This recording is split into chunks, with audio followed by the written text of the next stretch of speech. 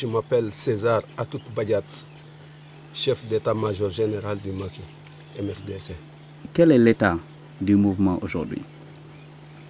Et je vous remercie. Sur le problème du mouvement, le mouvement est sûr. Si on vous dit que le mouvement est paralysé, donc on vous trompe. Et le mouvement est toujours sur la même place. Donc ce que nous cherchons, c'est ça que nous cherchons. Et comme parle le gouvernement du Sénégal, bon, parce que eux, de leur choix, eux, ils voulaient que le problème, pour régler ça, pour eux, ils ne veulent pas que le problème soit réglé autour d'une table. Donc eux, ce qu'ils veulent, que les gens quittent le Maki pour aller rester travailler avec le gouvernement du Sénégal. Et ça, je peux dire que ça ne pourra pas se faire. Mais tout ce qu'il y a, ce que nous voulons, et qu'il y ait une assise inter-MFDC, de là, nous pouvons nommer un secrétaire qui doit diriger le Maki. Ensuite, c'est à partir de là qu'il doit préparer les négociations avec le gouvernement du Sénégal. Parce que là où nous sommes, ça a duré, le problème a duré. Comme le problème a duré, ça ne peut pas se terminer comme ça. Mais le gouvernement voudrait régler le problème par la force. Et donc, et de ma part, ce problème, s'il veut utiliser la force pour régler ce problème, ça sera impossible. La meilleure solution, c'est aller à la table de négociation. C'est là qu'on pourra savoir comment on pourra régler le problème. Ça fait 30 ans que le mouvement dure quand même. Bon, disons la partie armée du mouvement, depuis 80 ou 81, quelque chose comme ça. Depuis 82. 82. En 82, c'est en ce moment que les Casacés ont descendu le drapeau du Sénégal à Ziguinchor. Et jusqu'à 83, c'est en ce moment que le Maki a été créé. Donc, pendant longtemps, il y avait l'abbé Diamacoune qui était en d'autres termes le porte-parole du MFDC ou le leader du MFDC. Aujourd'hui, qu'est-ce qu'on peut considérer comme étant le leader du MFDC sur le plan politique?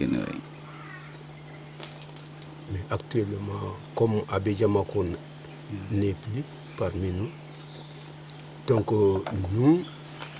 moi ce que je pense, nous sommes orphelins aujourd'hui parce que nous n'avons pas de secrétaire.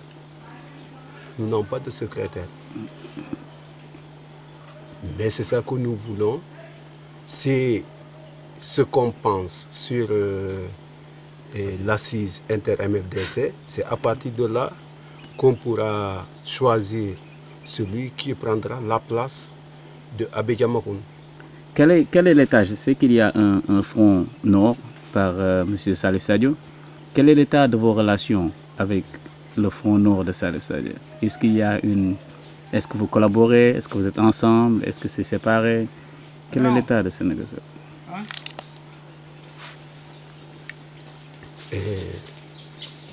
À vrai dire, il y avait un problème qui était entre nous et Salif Sadio.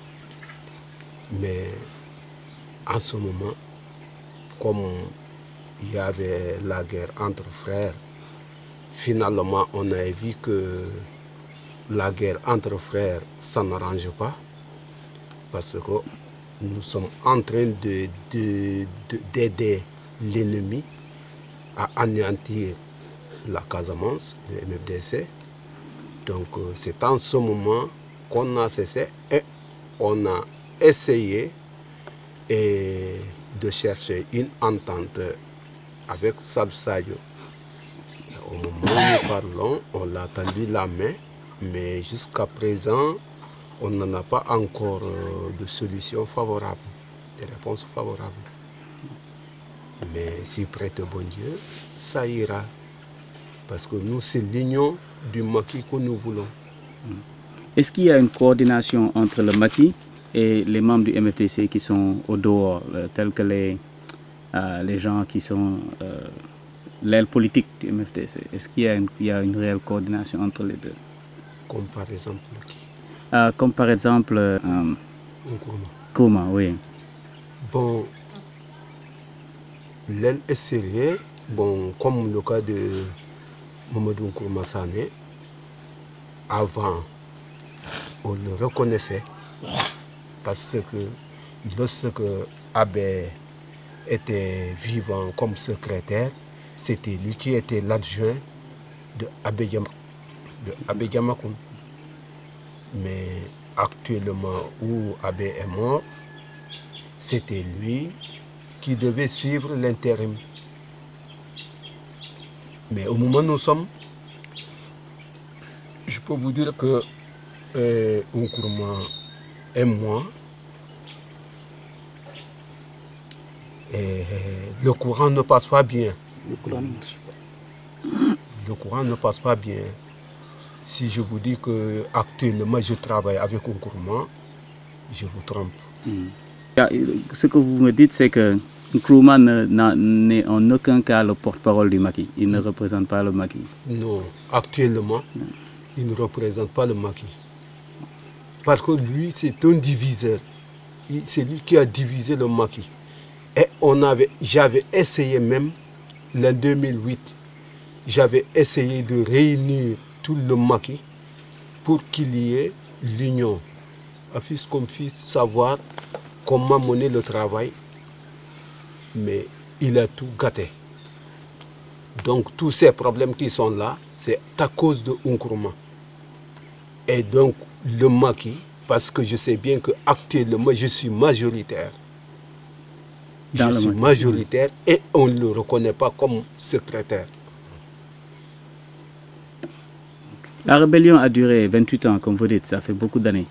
Et une rébellion de 28 ans coûte beaucoup d'argent et décante beaucoup de ressources. Beaucoup de gens à l'extérieur vous accusent d'être impliqués pour pouvoir subvenir aux besoins de la rébellion, d'être impliqués avec les trafiquants de drogue.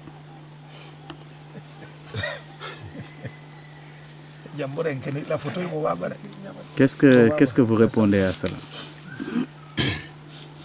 On vous dit que vous êtes impliqué dans les trafiquants de drogue dans le sens où vous êtes entre le Sénégal, la Guinée-Bissau et la Gambie, et on dit que le mouvement est financé en partie par l'argent de la drogue. Le mouvement est financé par l'argent de la drogue. Par l'argent de la drogue. Ouais. Ce sont de faux problèmes. Mais c'est-à-dire le gouvernement du Sénégal utilise ce terme pour pouvoir nous affaiblir. Mais à chaque fois, on entend parler à la radio qu'ils ont arrêté au Sénégal